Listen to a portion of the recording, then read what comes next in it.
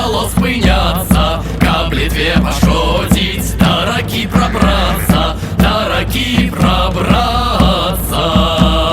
Міхал Глінскі бачыў, мост ужо гатовы, да Літвы прамовіў гэтакія словы, гэтакія словы.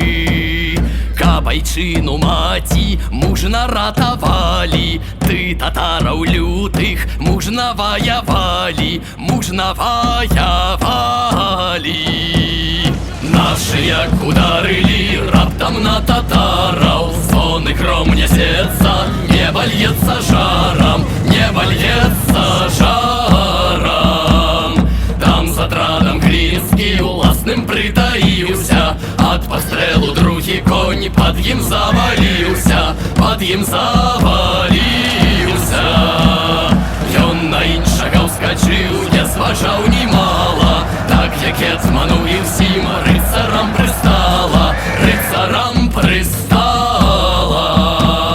Там паганцаў навакол хутка акружылі, ты як пруце шэрагам, шэрагам скасілі, шэрагам скасілі.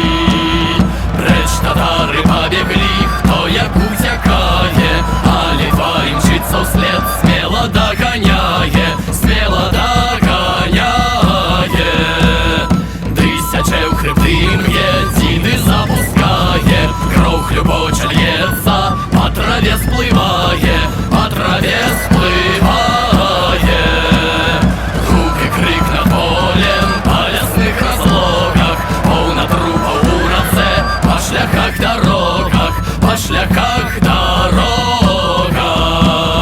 Так Літва татараў біла, мардавала, аж да Цапры, да ракі загнала, да ракі загнала.